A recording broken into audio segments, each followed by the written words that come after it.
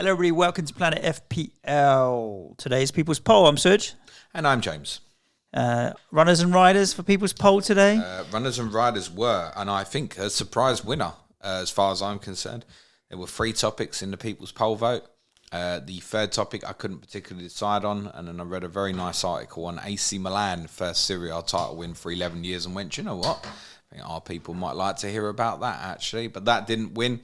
What I thought was going to win this People's Poll vote was the incredible, I want to say re-signing, but let's say renewed agreement on slightly different terms of Kylian Mbappe at Paris Saint-Germain. That didn't win the vote either. To Nico's disappointment. Yeah, I've decided we're going to have a European week on Patreon when we come back in July, and these 2 topics will feature. The winner of the vote is the ongoing problem. Well, I say ongoing, it's probably over now, isn't it? For this season anyway. Pitch invasions. Or can we expect more problems this weekend?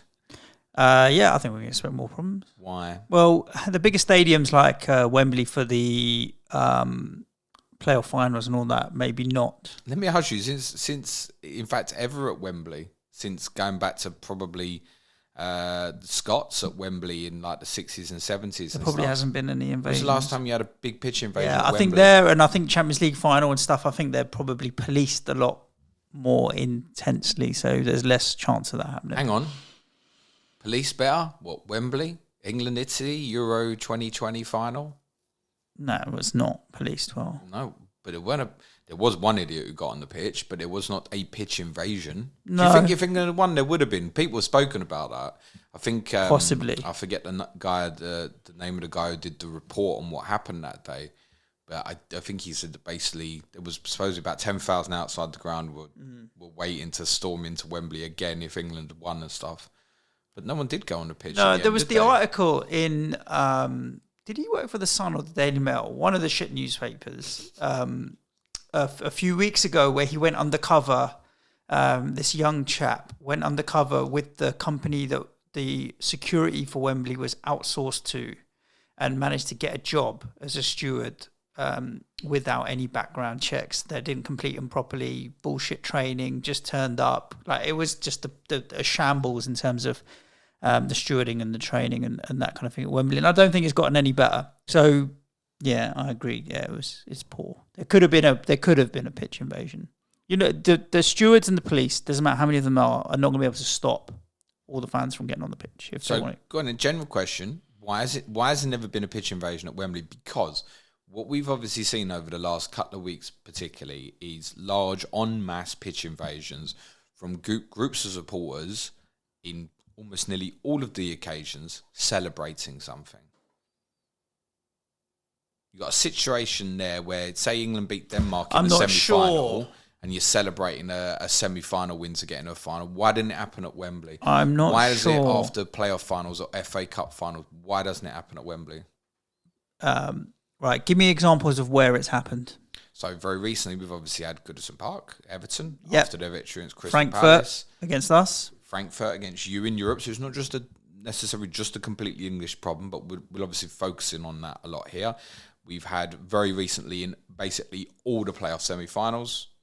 We've also had a few promotion ones recently, like Fulham, Bournemouth, Bristol Rovers. How many of those pitch invasions have been at away grounds as opposed to home grounds? None. So is it a case of it's our home so we can do it, whereas Wembley's no one's home? Probably not even England.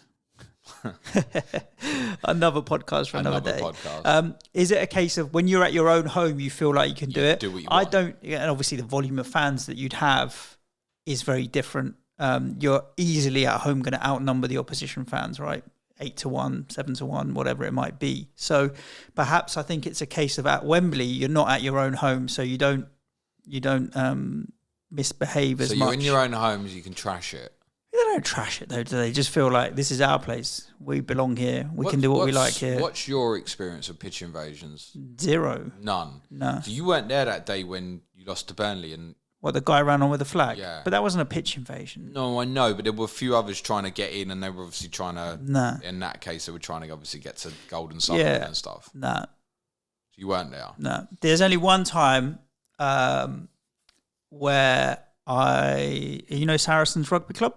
around the corner from us. They play on an artificial pitch. Okay. And after every game, they just let all the fans on the pitch to run around and play rugby and kick around. And I guess because it's artificial, maybe they're not worried about the grass being trashed. But after games at Sarries, they don't care. They just let everyone on the pitch. I feel like maybe it's off the bounce of COVID and people not going for a while that it's thought of differently. And obviously we've had your man who obviously headbutted Billy Sharp. I mean, wow. Idiot. Yeah, and he's ruined it and this is part of the problem that I want to highlight is like generally 99% of people here are behaving. My two experiences of seeing actual pitching invasions are two. One was an away game actually, Serge, technically. Wimbledon in 1999. League Cup semi-final, second leg. We won 1-0 on the night. We won 1-0 on aggregate. And all the Tottenham went on the pitch afterwards. Now, it was an away game, but we had three sides of the ground, basically. So it was like a home game, just on someone else's pitch. Yeah. And I still dislike... I mean, I don't dislike my mother, but I haven't quite forgiven her for not letting me on the pitch as a 14-year-old at the time.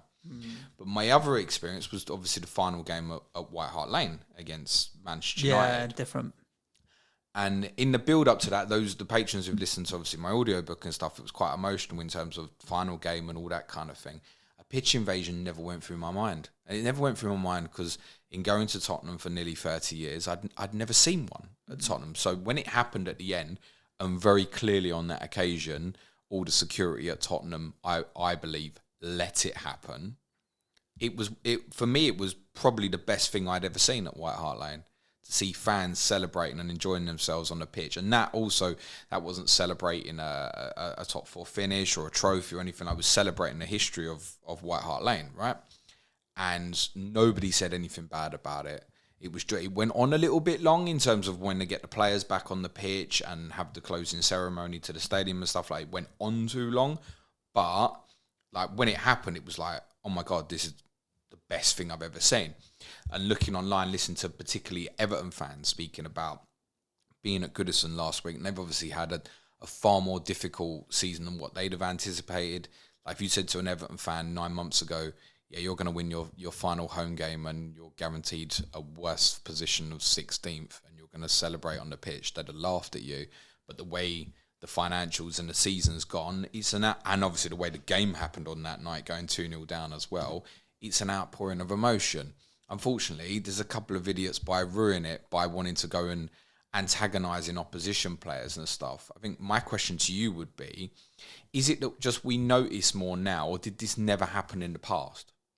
I think it happened less in the past.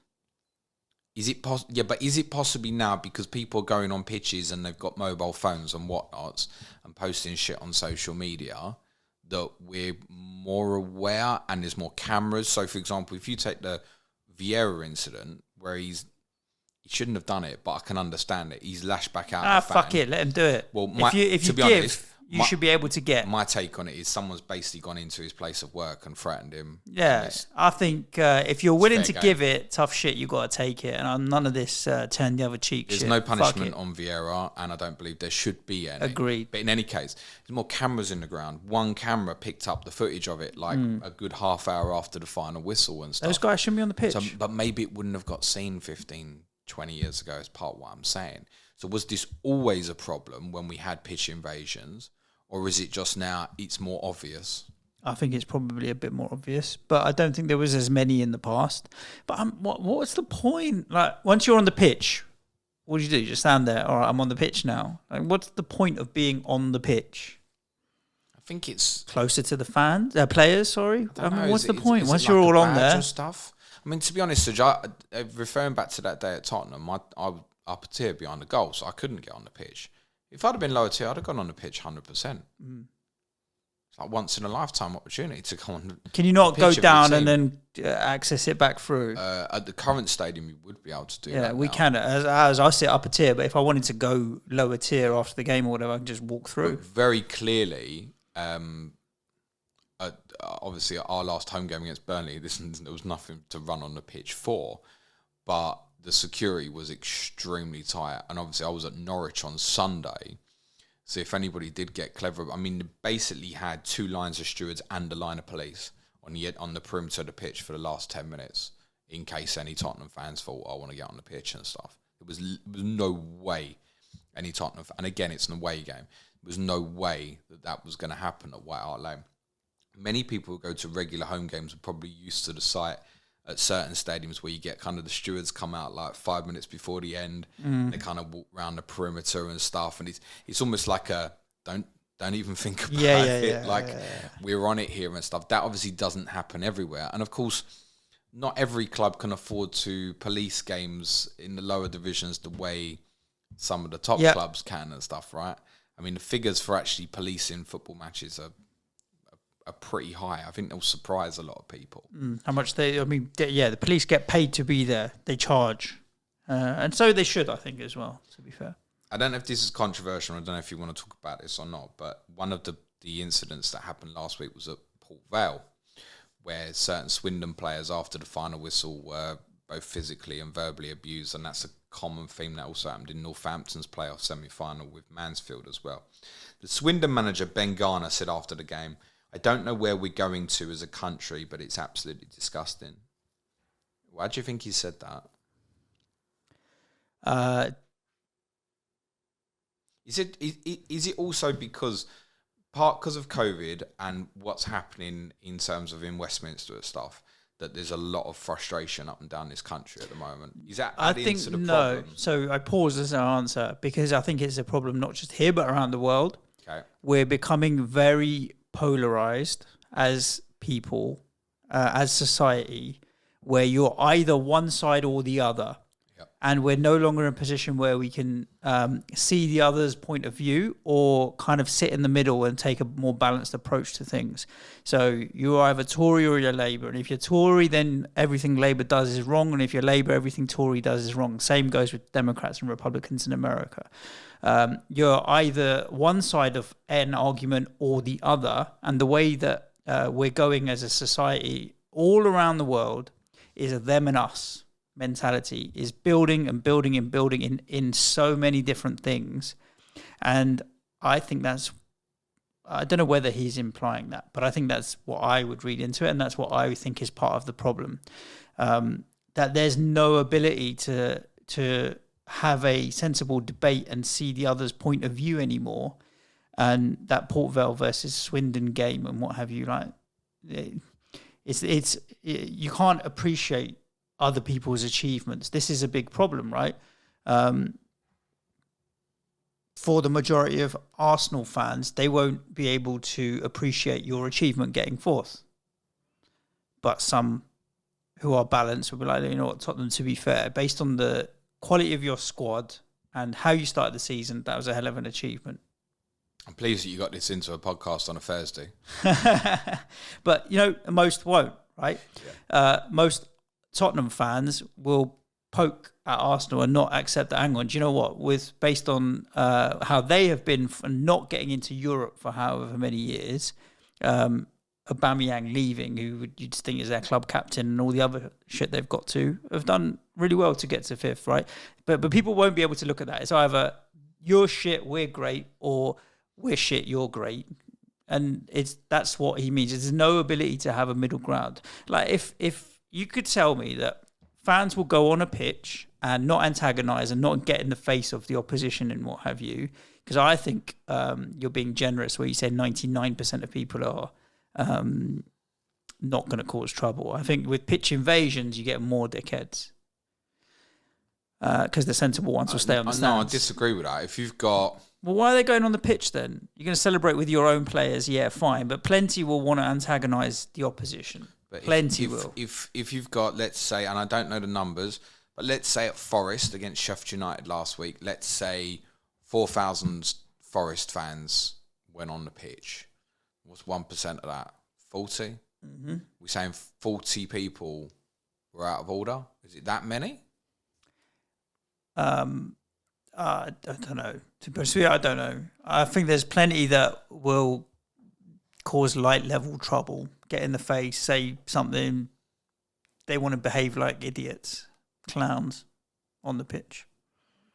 It's worth saying it is, and this is where it's interesting. It is a criminal offence in this country to go onto a football pitch. Not like a football offence. It is a criminal offence. Shouldn't do it. So, if it's against the law, don't do it. We did a podcast a couple of months back about, remember we had the black, not black oil, what's the name of the guys who were protesting? Stop Oil, sorry. Yeah. The Stop Oil protests.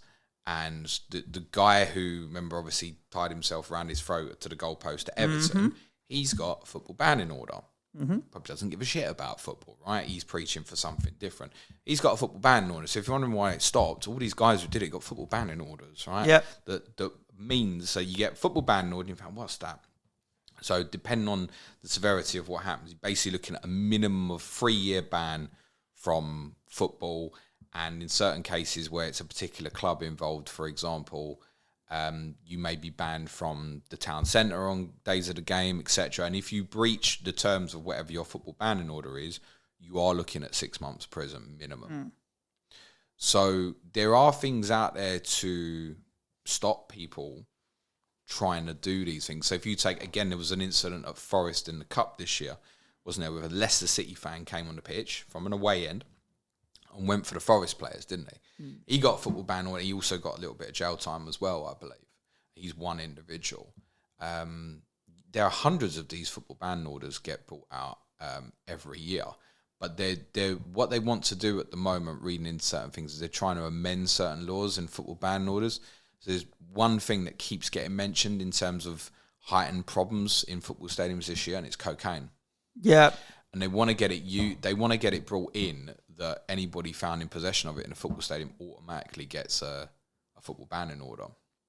So then, if you then go beyond that football ban order and get in a stadium, I've always been sus about whether or not they actually work or not.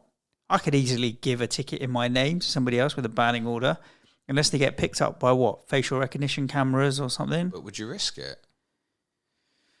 I think people... It won't be a deterrent to everybody, but it certainly will be to some. I think plenty of people with football banning orders still get into football. Would you risk going to a football match knowing that you could go to jail for 6 months if you get spotted? I think some people would. I agree with that. I think there's a certain number of people that would, that couldn't care. They would. Okay. What's the fixed solution for this then? Well, I was going to move on to talking about the quality of stewarding is a problem. The quality of the security checks at West Ham does my head in. Like, there's obviously always a queue at the barriers to get through security. And depending on if you know the tips and tricks on picking the quickest lane and knowing how to get through security the quickest, all well and good. I don't actually mind queuing for security if I think it's going to make me any safer. These security checks are a waste of time.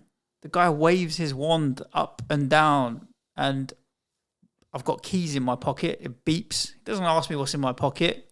Just asks me to put my arms around, turn around, swipes the back, go in. So, maybe because I look harmless and I've got my kids with me and I'm not about to have flares in their bags and start trouble. But why wouldn't you have a flare in there? Yeah, I shouldn't I? You've taken all sorts into football grounds, I know you have.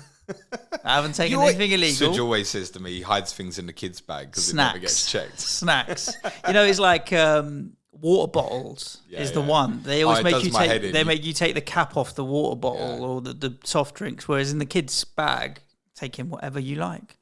I had an argument with someone at Tottenham before one of the games. I think it was when we played Leicester a few weeks ago. I had a bottle of water. So look, lid's off, so you can't take it in. Water, you know how hot it is. Sod that. Obviously, I've got a backup lid in my pocket. Yeah, James is clever. So security, the whole thing is generally a paper exercise for them. They're just showing that they've got security and stewards. I think our experience of going to football in London at two of the biggest grounds in the country is probably very different to what most people know. And probably less. My experience of going to away grounds is obviously a little bit different. So we basically go through, is it fair to call it airport security, basically? Kind of, sort of. We don't have the big metal detectors. Do you have metal detectors? We go through the big we don't have rectangle those. We just have a guy with a wand, but you know what I mean? I mean, don't do nothing. Sometimes it goes off, sometimes it doesn't. Worst case, guy says, empty your pockets. I haven't got anything on me. Fine, crack on. At the end of the day, I haven't got anything to hide, so I'm not bothered if someone wants to. But obviously, pre-COVID, whenever you used to get touched every game, everywhere. And that obviously doesn't happen now. No. So in terms of, I've been to probably half of Tottenham's away league games this year. I'm trying to think where I've been physically searched. I'm not sure I have at all, actually. I mean, actually going into Norwich on Sunday was chaos. It was like 45 minutes before the game, but it was like a bit of a surge and push and stuff. And it was odd. Yeah, it's my ticket, like, let me through and stuff. It wasn't a lot going on. It's certainly in that occasion at Norwich on Sunday could have been a few Tottenham fans trying to push through. Honestly, definitely. I wouldn't be surprised demand for tickets as well if a few were trying it. So I think that's not helped. I spoke a couple of weeks ago about flares in football stadiums. Seems to be the fashion and stuff at the moment. But I just know that event, and do you know what? When there's a goal and stuff, I had a flare literally at Norwich. Someone lit one up like 4 seats to my left. Fucking smell these things get off. It's like, not nice. Sulphur. But the spectacle and how it looks on the eyes and stuff is great. It looks great. But I just know that eventually it's going to lead to one getting thrown and hitting a footballer or something. Mm-hmm. And then what? Yeah. That's why I keep stop taking flares in football grounds and stuff. Because it just, one gets overexcited, doesn't it? And goes, and to be fair, we've seen loads recently get thrown on pitches and stuff. Yeah. I mean, the Leeds game, who were they playing when they had all that crap along the side? Was it? I mean, to be fair, it was paper and card. Sure, and shit, but still, it? Stuff getting chucked on the pitch like that, it's just stupid. It looked a mess along that I one don't side. understand why anyone would ever possess them to throw something on a football stadium. Yeah, this is ridiculous. The paper aeroplane is kind of acceptable. The stewarding is, it's not security. They're just they're glorified customer service, aren't they? Well, they've got no power. So they can't do anything. I did a bit of look into a couple of things this morning. First thing I looked for was jobs as stewards. Wage. I found 3 jobs, 3 London clubs available in terms of pounds per hour. £10 an hour. You're around the spot. So Arsenal advertising £13 an hour. Oof. Crystal Palace £11 an hour. Okay. Leyton Orient £9 an hour. Okay. Why are these guys going to go and risk getting beat up or whatever for the sake of... You have to remember as well, a lot of these guys is... Okay, it's 3 hours work, so it's 30, 40 it's 3 quid. or 4 hour work. Yeah. If you go into Leyton Orient, you got 36 quid. Great. But would you get that once every 2 weeks or so? I mean, you're there's not a good give proportion your life for it, are you? There's a good proportion that this is a way of watching the game for free. Yeah, I certainly know stewards who have done that. I've read an interesting one about a guy who applied, this is well off topic, but it was a Celtic fan who applied for a job on a kiosk in the ground at Ibrox. And so he turned up for his shift. He said, "Oh yeah, I don't mind going in the away end and stuff." And obviously, once he's in the ground, just took all his gear off in the toilet and went and stood in the away end. Really? Yeah. But I'm sure we've all heard stories of people being stewards so they could get into the game and watch games and stuff like that. Yeah, it's a lot. They're generally meant to be just watching the crowds now, aren't they? Reality is, we know that's not always the case. Offenders who are idiots, and it will stop others, I think. But I think there is, to relate it back to pitch invasions, if you've got enough surge of people, wherever it is, I think people know that unless it's police standing in your way, the stewards aren't going to do anything. Why would you? If you're a steward, why would you bother? Yeah. I've looked into what the powers are in terms of what stewards can do. They're nothing. Everything you actually read says that, like, their primary service is to kind of guide people, is to understand. They have to be trained as like first aiders and stuff. They have to know all the fire and emergency exit procedures and stuff. They're not trained to physically detain football fans who misbehave. No. And yet... Try and stop you taking beer onto the stands and example, stuff. The home end at Tottenham, right, holds 17,500 people, and dotted around each gangway, you'll see 2 stewards on each corner as people come up, stuff like that. So you've got, 12, 15 of them or so. So you've got 17,500 football fans in the stand, and the amount of stewards is 30, roughly. What are they going to do? Yeah. If they did all decide to go, okay, at Tottenham it's a bit more difficult because then you've got to break around the pitch perimeter and stuff like that. But what are you going to do? one of the reasons I mentioned Wembley at the start is Wembley is very, very different to, as far as I'm aware, every football league ground in this country in terms of it has something around the pitch. I don't know what to describe it as, but basically around all of the pitch at Wembley, it has kind of like a flat fence. Right. Not a fence like that's up in your face or you've got to climb over, but it's flat. It's raised like a foot or two off the ground, and you would have to climb over a couple of feet of that to hurdle that and get onto the pitch. And I think it certainly probably has acted as a deterrent at Wembley. Do you think that's something that we could see brought into our stadiums?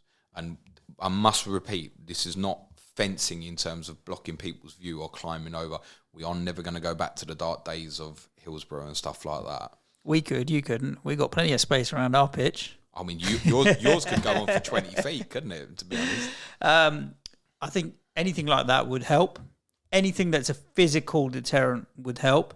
I think teams that have pitch invasions, having to play games behind closed doors, might help. Fans generally don't. It doesn't affect them as much as it might affect the club because of revenues and what have you.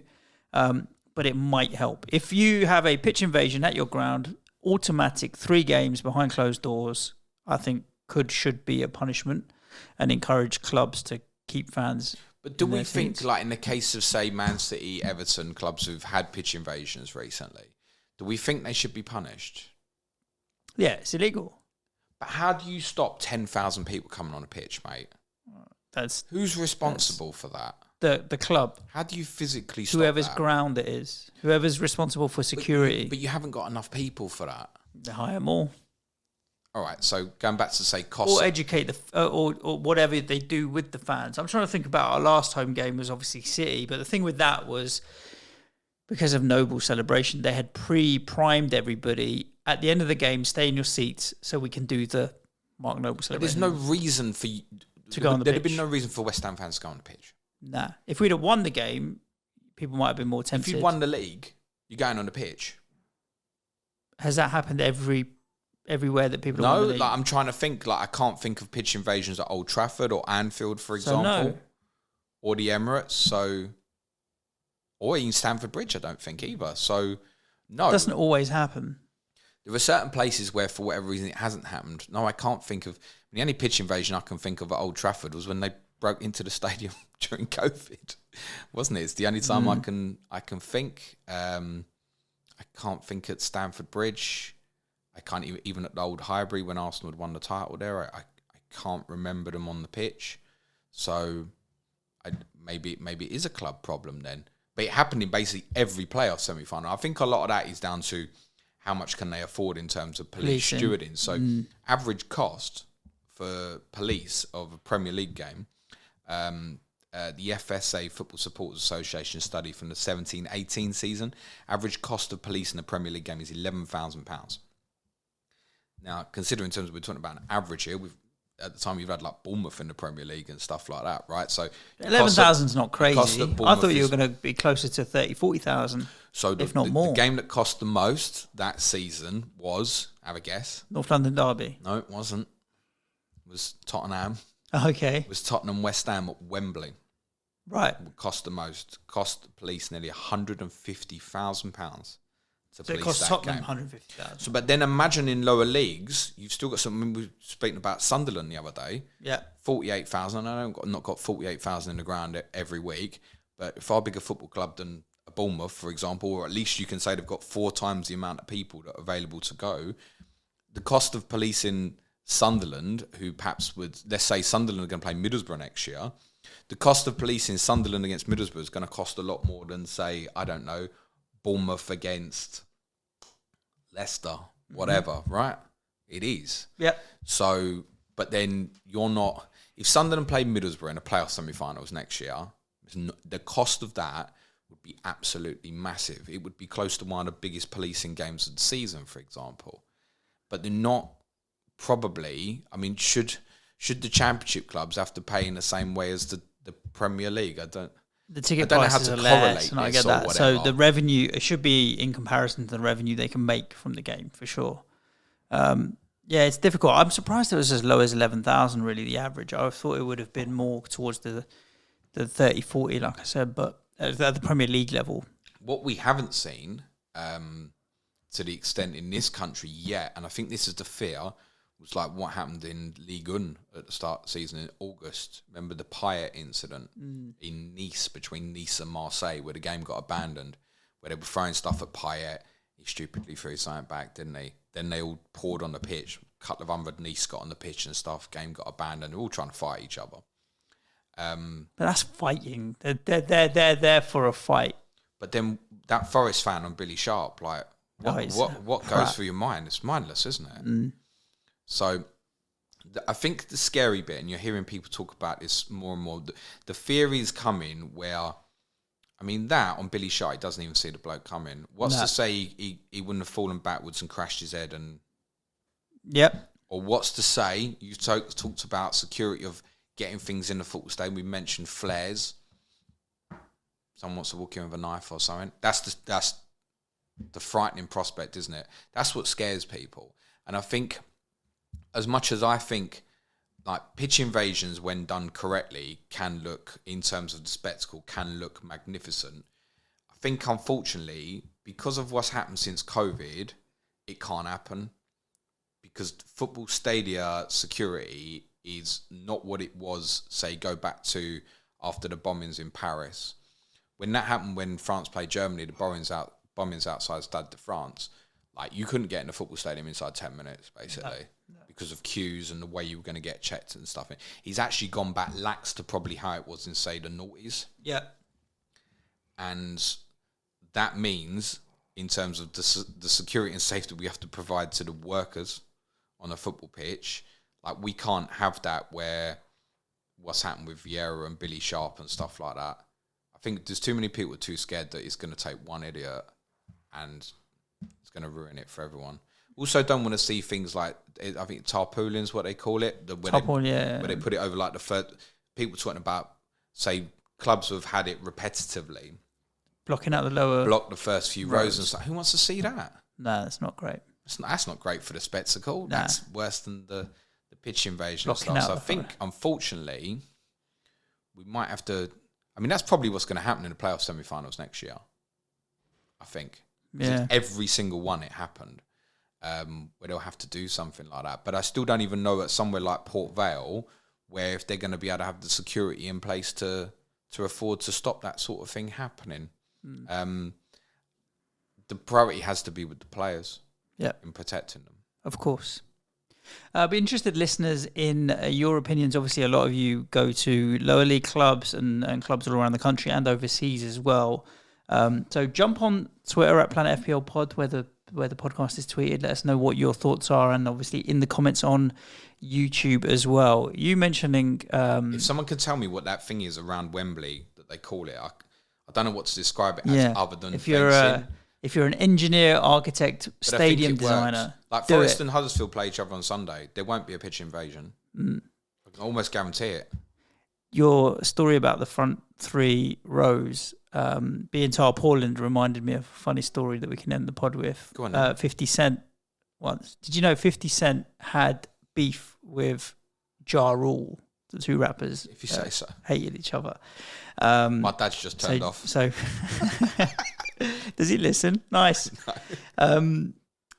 So to piss him off, 50 Cent bought the first 4 rows of the seat at his concert.